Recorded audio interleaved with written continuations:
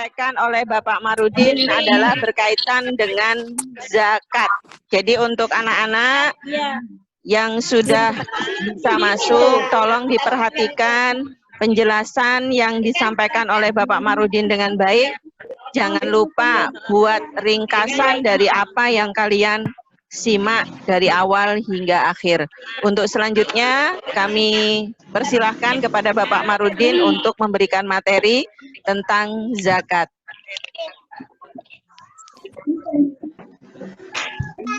Itu kelihatan nggak ada Bu Nongka di situ. Nyunyun mana Nyunyun? Mana nggak keluar lah Bu, punya aku.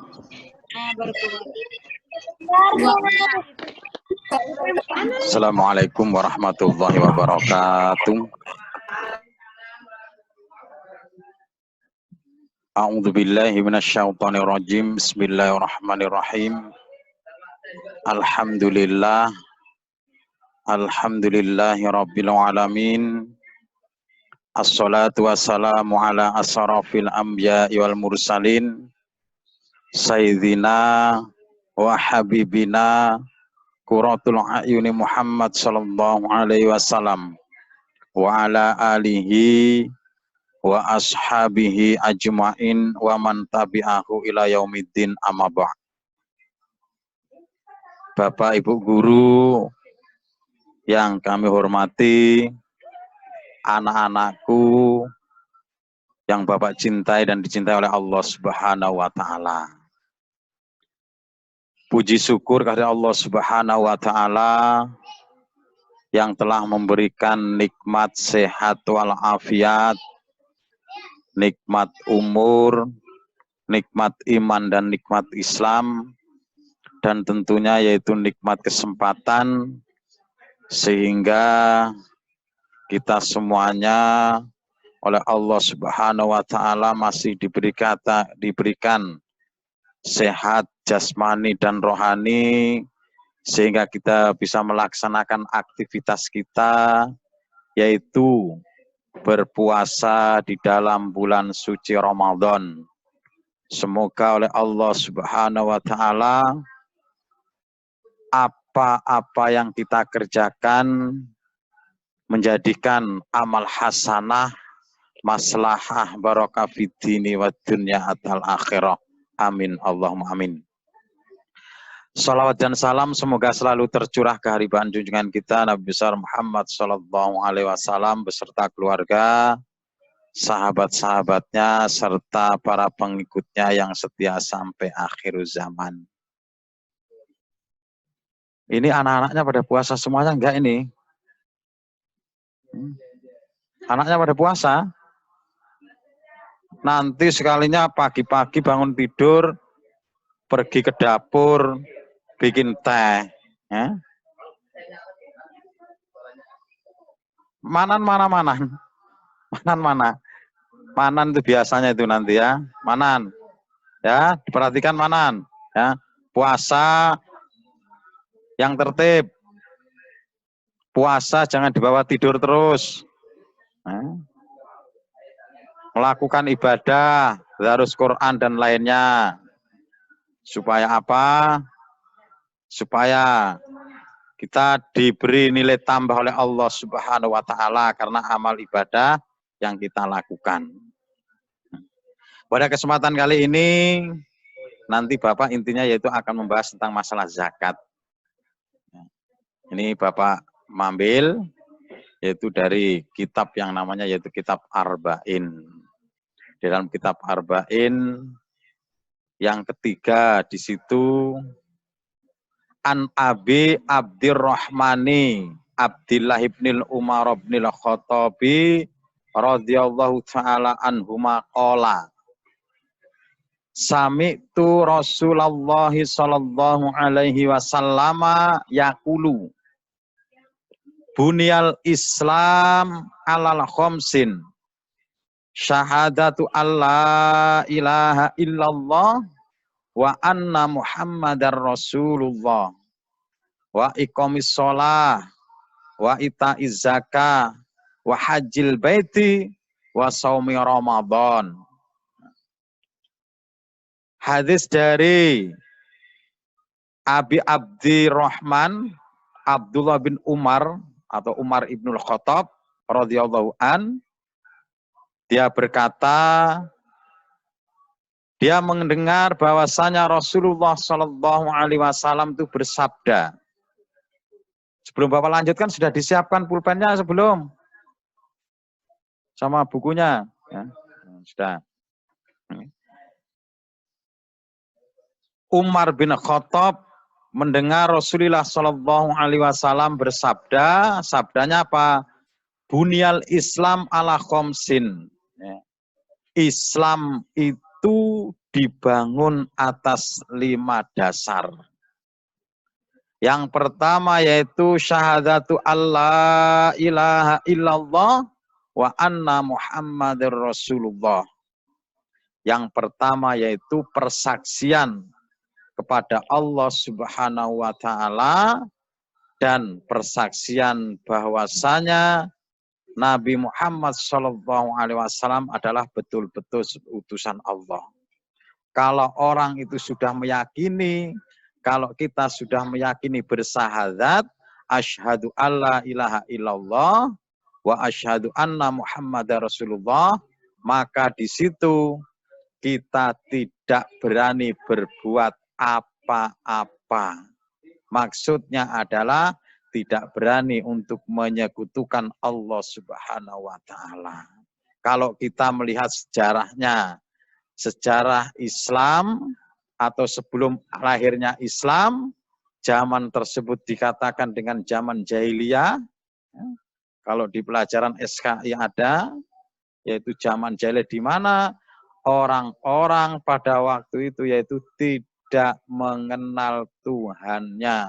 Makanya dikatakan dengan zaman jahiliyah. Yang kedua, Islam dibangun yaitu atas dasar wa iqamis sholati, yaitu mendirikan sholat. Nah, sholat yang wajib kita kerjakan 1 hari 1 malam. Sekali lagi, sholat yang wajib kita kerjakan 1 hari 1 malam, yaitu 5 waktu dengan 17 rakaat. Itu anaknya pada sudah sholat belum tadi itu, sholat subuh? Sudah sholat. Nanti bangkong langsung duduk di depan HP. Ya, dengerin. Sholat. Sholat itu jangan sekali-kali ditinggalkan.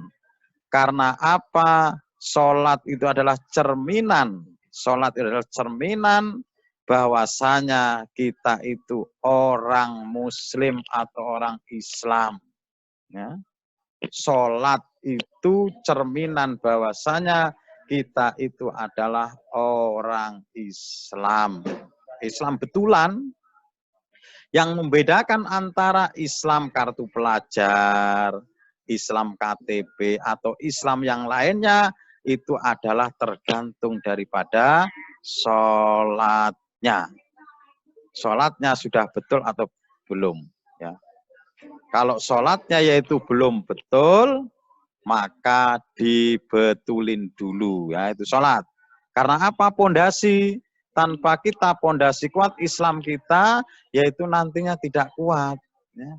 Sholat itu, perintah sholat diterima oleh baginda Rasulullah Shallallahu Alaihi Wasallam, yaitu pada waktu peristiwa Isra dan Mi'raj. Sholat itu perintah yang diperintahkan oleh Allah kepada Kanjeng Nabi Muhammad beserta umatnya tanpa melalui perantara. Beda dengan yang lainnya. Yang lainnya itu rata-rata semuanya adalah menggunakan perantara. Tapi pada waktu sholat yaitu tidak, ya, tetapi yaitu tidak dengan perantara. Perantara. Sholat itu dilakukan tanpa adanya perantara. Berarti Kanjeng Nabi Muhammad SAW menerima perintah sholat yaitu secara langsung. Nah, makanya sholat itu untuk membedakan bagaimana orang itu Islam betul atau cuma Islam-Islaman. Tuh ya. Sedangkan yang selanjutnya yaitu Islam dibangun atas 5 dasar, wa iqamus shalah wa ita'iz zakah, yaitu membayar zakat. Ya ini yang akan kita bahas. Yaitu membayar zakat. Zakat itu apa? Zakat itu apa? Ya. Zakat itu adalah harta benda yang harus dibersihkan, makanya dibayarkan dengan zakat. Zakat itu nanti ada 2, ada yang namanya zakat mal, ya, zakat itu ada 2. Yang pertama yaitu zakat mal, dan yang kedua adalah zakat fitrah. Zakat mal itu dikeluarkan apabila orang yang memiliki harta tersebut yaitu sudah 1 nisab, dan di situ haul, sampai dengan haul atau 1 tahun perjalanan harta tersebut. Itu harta ataupun zakat mal. Nah, zakat mal yaitu adanya haul dan adanya nisab. Haul itu perjalanan atau perputarnya harta tersebut selama 1 tahun, sedangkan yang namanya nisab yaitu kadar pengeluaran banyaknya seberapa. Contoh ya, contoh. Apabila rumah kita ataupun orang tua kita yaitu mempunyai usaha, mempunyai toko atau mempunyai simpanan duit di bank yang banyak, yang kira-kira di situ sampai dengan, nah ini hitungan nisabnya, ya. Harta tersebut yaitu dihitung 80 gram emas, ya. 80 gram emas. Kalau sekarang kita ambil contoh, emas tersebut 1 gramnya harganya 500.000. Berarti apabila orang tua kita atau tetangga kita atau keluarga kita mempunyai duit yang banyaknya 40 juta, ya, duit 40 juta di situ yaitu sudah wajib untuk mengeluarkan zakat mal. Yang penting perputarannya sekali lagi yaitu sudah sampai 1 tahun. Oh, seandainya tahun 2019 kemarin yaitu bulan 1. Nah, bulan 1 yaitu menabung sampai dengan ini puasa ini yaitu ini bulan 4 yang di situ duitnya sudah mencapai 40 juta, maka di situ wajib untuk melaksanakan zakatnya, yaitu yang disebut dengan zakat mal. Banyaknya seberapa? 2,5%. Ya, bukan 25 tapi 2,5. Kalau 1 jutanya yaitu 25.000 rupiah. Ini zakat mal. Nah, kalau kita berbicara tentang zakat mal, banyak sekali seperti halnya yaitu zakat perdagangan, itu zakat mal, ya. Zakat perdagangan profesi, ada yang namanya itu zakat pertanian atau yang lainnya. Oh, di situ kok Manan punya kambing banyak. Manan ini. Manan punya kambing banyak. Ya, kambingnya yaitu ada sekitar 150. Loh, gimana itu? Nah, di situ nanti Manan itu wajib berzakat. Manan ya. Nah, zakat yaitu zakatnya yaitu zakat kambing. Zakat kambing yaitu dengan kambing Manan ya. Nah, itu ya, zakat. Tuh. Kalau kita mengenai zakat mal ini ada cerita, ya. Ada cerita, 2 cerita yang sangat masyhur. Ya. Yang pertama yaitu Bapak ceritakan tentang yang namanya Sa'labah. Ya. Sa'labah itu adalah sahabatnya Nabi Muhammad Sallallahu Alaihi Wasallam. Awal mulanya Sa'labah itu adalah orang yang sangat miskin. Orangnya rajin untuk berjamaah, sholat jamaah dengan Nabi itu rajin. Rajin betul Sa'labah itu. Rajin ikut sholat jamaah. Tapi beberapa hari, sudah ada beberapa hari ini, Sa'labah itu habis sholat ya, jamaah, berjamaah dengan Nabi, itu langsung pulang, nggak ikut wiritan. Sa'labah itu setiap kali habis sholat berjamaah dengan Nabi, di situ Sa'labah tidak pernah ikut wiritan. Makanya ini anaknya kalau habis sholat, yaitu ikut wiritan semua. Kemudian sahabat yang lain itu ada yang melaporkan kepada Nabi, ya Nabi, saya itu melihat Sa'labah, setiap kali habis sholat dia itu langsung pulang. Langsung pulang. Sekali, dua kali, sampai dengan 3 kali laporan, kemudian Kanjeng Nabi yaitu mengatakan, oh Sa'labah nanti itu yaitu menjadi orang yang munafik. Sa'labah itu nanti menjadi seorang yang munafik. Kemudian Sa'labah dipanggil oleh Kanjeng Nabi.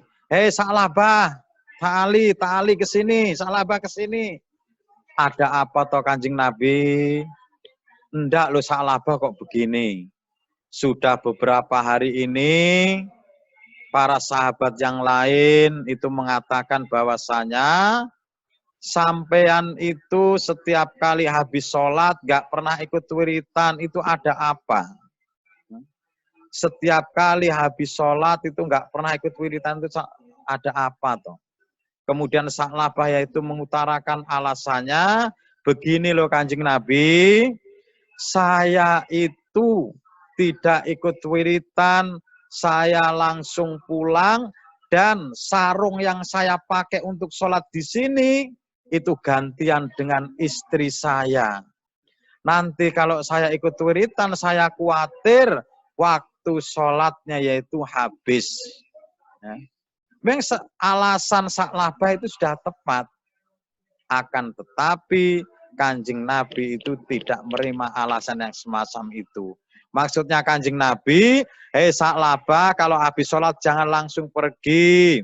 Pujilah Allah Subhanahu wa Ta'ala walaupun cuma sebentar. Tapi Sa'labah, yaitu kemudian, kalau bahasanya kita itu ndablek, tidak mau mengindahkan apa yang telah disampaikan oleh baginda Rasulullah SAW. Kemudian Sa'labah matur gini, hei Kanjeng Nabi, saya itu minta sampean doakan semoga saya menjadi orang yang kaya. Sehingga saya nanti pada waktu punya harta, saya rajin berjamaah. Saya rajin wiritan. Karena saya apa? Tidak memikirkan harta kembali. Kemudian oleh Kanjeng Nabi Muhammad SAW didoakan, ya Allah, mudah-mudahan sahabatku ini yang bernama Sa'labah yaitu nantinya menjadi orang yang kaya. Perantara apa? Sa'labah dikasih yaitu 2 kambing, 1 jantan, 1 betina, dikasihkan Sa'labah.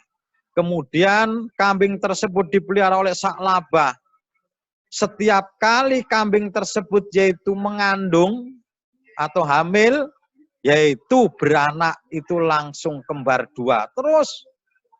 Nah, lambat laun, beberapa bulan kemudian kambingnya Sa'labah itu banyak sekali.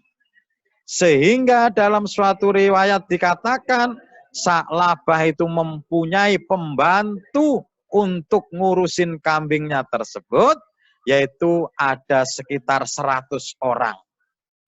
Kalau 1 orang itu kambingnya, memelihara kambing atau ngurusi kambingnya Sa'labah itu 100, berarti kambingnya Sa'labah itu 1 juta lebih.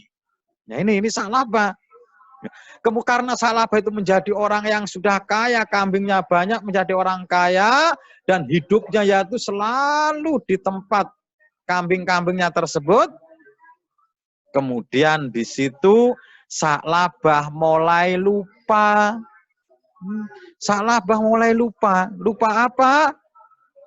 Awal mulanya Sa'labah itu sholat jamaahnya yang ditinggal cuma sehari subuhnya saja. Subuhnya ditinggal. Oh, kemudian karena kesibukan mengurus kambing, yang ditinggal kemudian zuhurnya Sa'labah, yaitu ditinggal. Apabila dikasih nasihat apa? Sa'labah, kenapa kamu kok sekarang jamaah, sholat jamaahmu, yaitu menjadi klendor. Sholat jamaahmu yaitu tidak tertib seperti dulu lagi, pada waktu kamu itu belum punya apa-apa. Dia bilang apa? Ya sahabat, ya Kanjeng Nabi, saya sibuk ngurusi kambing. Ya, sibuk ngurusi kambing. Ya.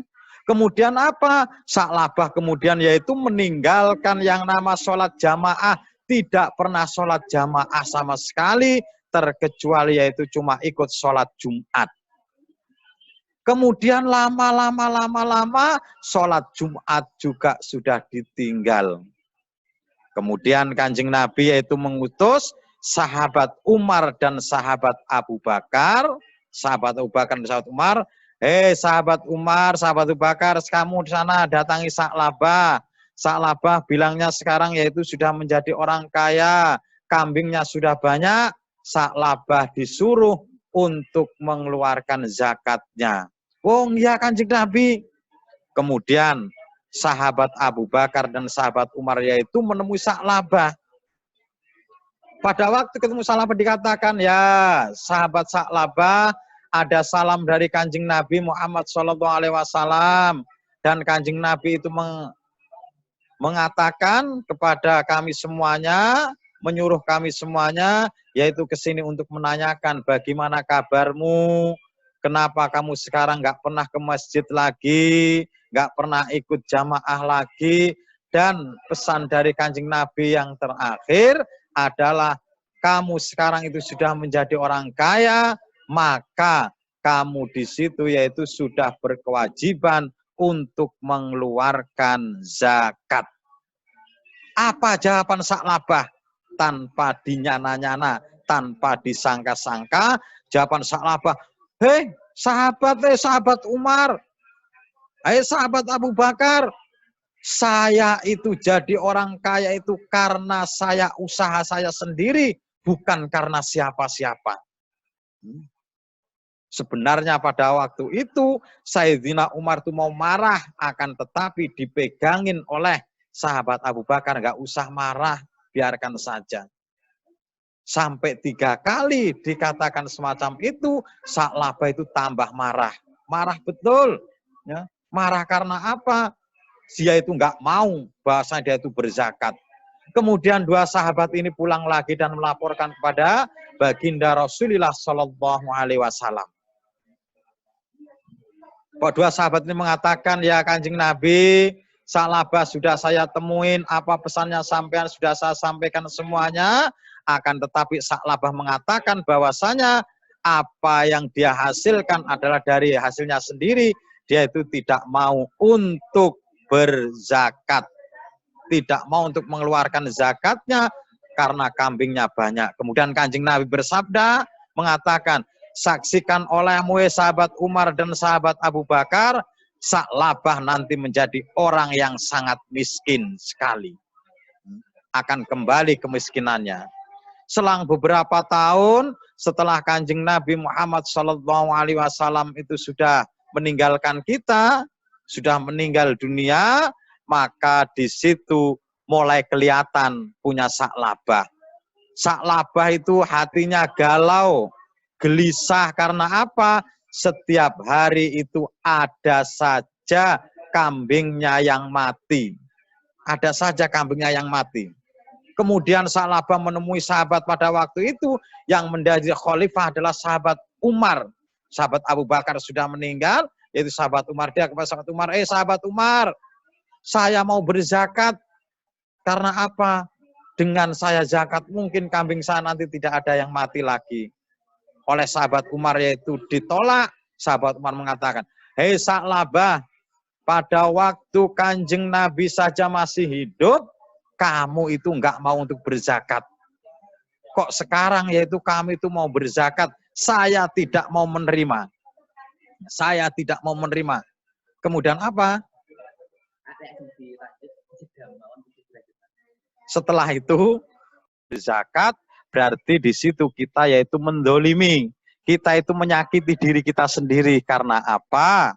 Karena di dalam harta tersebut yaitu masih ada hartanya orang fakir dan orang miskin, hartanya anak-anak yatim. Kalau kita tidak mau berzakat, berarti kita memakan hartanya orang lain. Ini zakat mal, ini contoh zakat mal. Yang kedua yaitu yang namanya zakat fitrah atau zakat fitri. Zakat yang kita berikan pada waktu puasa Ramadan. Itu adalah zakat fitrah. Mungkin kita semua niatnya sudah tahu, yaitu zakat fitrah. Zakat fitrah itu diwajibkan oleh Allah Subhanahu wa taala kepada umatnya Kanjeng Nabi Muhammad sallallahu alaihi wasallam, yaitu setiap jiwa. Setiap jiwa wajib untuk mengeluarkan zakat. Kalau hitungan di Arab sana ataupun di daerah Baghdad, yaitu hitungannya sekitar 3 liter. Ya. Kalau kita di sini yaitu 2,5. Memang sebagian masyarakat kita ada yang membayarnya dengan 3 kilo. Tapi masyhurnya para ulama, sekali lagi, masyhurnya para ulama, zakat fitrah itu cuma 2,5 kilogram, yaitu 2,5 kilogram. Ingat ya, ini ingat, apabila nanti ada orang tuanya tanya, oh bagaimana kalau zakat fitrah menggunakan duit? Nah ini yang sering terjadi. Ya. Bagaimana hukumnya zakat fitrah menggunakan duit? Kalau menurut mazhab yang kita yakini, itu tidak diperbolehkan zakat itu, yaitu zakat fitrah menggunakan uang. Zakat fitrah yaitu menggunakan makanan yang memberikan kekuatan di daerah tersebut. Seandainya kok di daerah Timur Tengah sana makanan hari-harinya adalah gandum, kemudian kok dikasih beras, ya tidak bisa.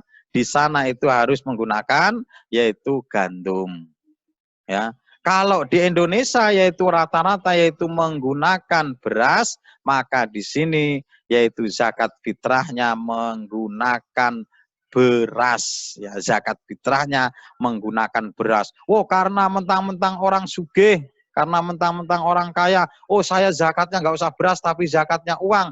Tetap tidak bisa, yaitu harus menggunakan beras. Apa toh zakat tersebut kok diberikan? Karena apa? Mungkin ada keluarga kita, mungkin ada tetangga kita atau teman kita, siapapun hidup di masyarakat kita, yaitu orangnya adalah yang di situ mempunyai atau kemampuannya yaitu tidak sama dengan kita. Supaya apa? Sebenarnya tujuannya adalah pada waktu nanti hari raya Idul Fitri 1 Syawal, pada nanti yaitu hari raya Idul Fitri, di situ semua bisa menikmati yang namanya yaitu makan enak, ya, untuk menikmati makan enak. Makanya zakat nanti itu disalurkan kepada 8 asnaf, salah satunya adalah fakir dan miskin. Untuk itu ya, kita berkewajiban sebagai orang muslim yaitu untuk mengeluarkan zakat. Kapan pengeluarannya? Yaitu mulai awal Ramadan itu boleh sampai dengan kapan? Sampai dengan sebelum menjelang sholat Idul Fitri. Itu adalah namanya zakat fitrah. Semoga kita semuanya yaitu bisa melaksanakan zakat. Baik itu zakat fitrah ataupun yaitu zakat mal. Sedangkan bunyal Islam yang keempat yaitu naik haji. Naik haji. Naik haji ataupun orang berhaji itu waktunya sudah ada tersendiri. Ya. Waktunya sudah ada tersendiri, syarat dan rukunnya yaitu harus terpenuhi. Kalau mengenai haji, mengenai daerah Mekah sana, kalau Bapak nggak bisa cerita, nanti bisa ditanyakan sama Pak Khairul ya, yang sudah pernah mendatangi di Jabal Nur sana juga. Ya. Kemudian yang terakhir yaitu bunyal Islam. Islam itu dibangun atas 5 dasar, yang terakhir yaitu saumu Ramadan, puasa Ramadan. Nah, ingat puasa Ramadan. Hati-hati loh ya. Hati-hati bagi kita yang mungkin senangnya mandi keramas. Nah ini ya. Pada waktu kita kok mandi keramas tanpa sengaja, di situ kok ada air masuk di telinga, batal puasanya. Nah, ini yang sering terjadi. Makanya pada waktu kita itu berwudu, pada waktu kita berwudu, pada waktu berpuasa, jangan nyedot air dari hidung, atau jangan kita berkumur. Untuk apa? Untuk jaga-jaga. Karena kumur dan nyedot air dari hidung itu adalah termasuk sunnah, bukan rukun daripada wudu. Ya, ini ya yang agak agak mungkin kita yaitu menyepelekan. Mengenai puasa ini, apalagi puasa Ramadan, kemudian yaitu masalah niat. Niatnya kapan toh? Niat puasa tersebut yaitu pada waktu malam hari atau dienepkan. Kalau bahasanya itu dienepkan atau didulukan sudah ya, didulukan. Itu keistimewaan daripada puasa, niat itu boleh didahulukan sebelum kita itu menjalankan ibadah tersebut. Ya, ini anaknya harus hati-hati ya. Kalau nanti cuacanya panas, saya mau mandi, tapi mandinya keramas, gimana? Ya enggak apa-apa. Yang penting nanti hati-hati jangan sampai ada air yang masuk ya. Tuh. Kemudian yaitu pada waktu kita berwudu dijaga yang namanya israf atau nyedot air dari hidung dan kemudian berkumur. Apakah enggak boleh? Boleh kalau kita bisa menjaganya. Tapi kalau kita tidak bisa menjaganya, maka di situ yaitu tidak diperbolehkan. Karena apa? Nantinya itu bisa membatalkan puasa. Kan enak ya, kalau panas-panas, wudu atau zuhur, biasanya wudu sambil berkumur-kumur, ya, tanpa terasa ada air yang masuk, gimana coba? Nah ini yang tidak diperbolehkan. Kita harus hati-hati. Karena apa? Puasa itu rawan ya. Puasa itu rawan. Rawannya gimana? Nanti apabila ada perkara-perkara yang di situ sebenarnya bukan perkara yang diwajibkan, janganlah kita lakukan. Seperti wudhu tadi, ya, mandi tadi, ya. Itu karena apa? Untuk menjaga yaitu puasanya kita.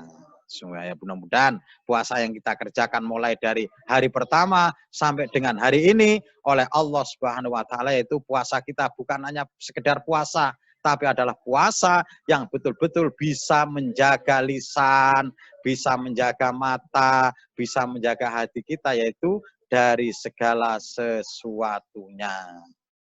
Ya, ini pada kesempatan ini mungkin ada yang mau bertanya? Kalau ada yang bertanya,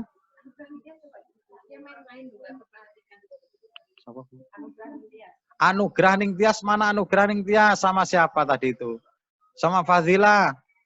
Bapak lihat loh di sini. Ya. Bapak lihat, coba ada yang ditanyakan nggak Anugerah? Ya ada Pak.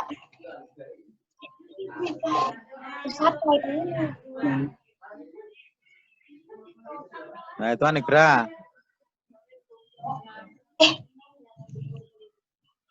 Kenapa Pak?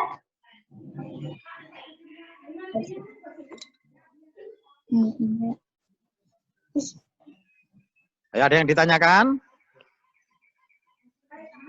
Pak Aspul apa mau tanya Pak Aspul?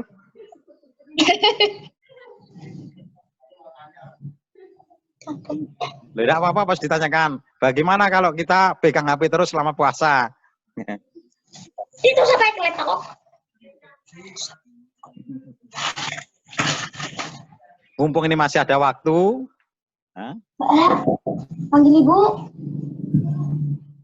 Kalau muncul nggak pakai jilbab. Dari kelima tadi, mulai dari syahadat, kemudian yaitu sholat, zakat, haji, dan puasa. Mungkin ada yang mau ditanyakan. Kalau nanti Bapak tidak bisa jawab, yaitu pertanyaan tersebut biar Bapak Khairul yang menjawabnya.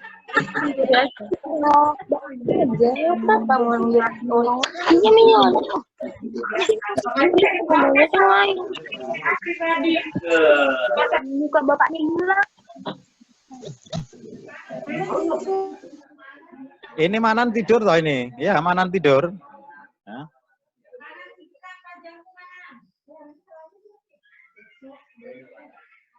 Sudah, ini kalau tidak ada lagi pertanyaan, karena ini waktunya sudah habis, ya, karena waktu sesi yang pertama sudah habis, maka Bapak mohon ribuan maaf yang sebesar-besarnya mungkin dari penyampaian tersebut, yaitu ada yang kurang pas. Dan ingat ya, ingat khususnya kelas 7D ini, karena apa? Nanti pada waktu masuk, hafalannya itu harus sudah steril semua, sudah bagus semuanya ya. Jatahnya itu sudah berapa kemarin, kemudian nanti pada waktu masuk yaitu sama Pak Zainal langsung mau dites secara langsung. Nah, itu semuanya hafalnya jangan sampai dilupakan. Itu ya sudah, demikian apa yang Pak sampaikan, kurang dan lebihnya mohon ribuan maaf. Wassalamualaikum warahmatullahi wabarakatuh.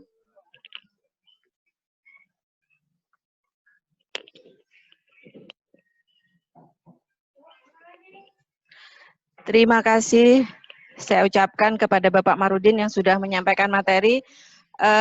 Tolong perhatiannya, jadi ini yang namanya belum Ibu Centang, siapa tahu kalian masuk tidak terlihat, nanti silakan lapor di grup sama Pak Marudin ya.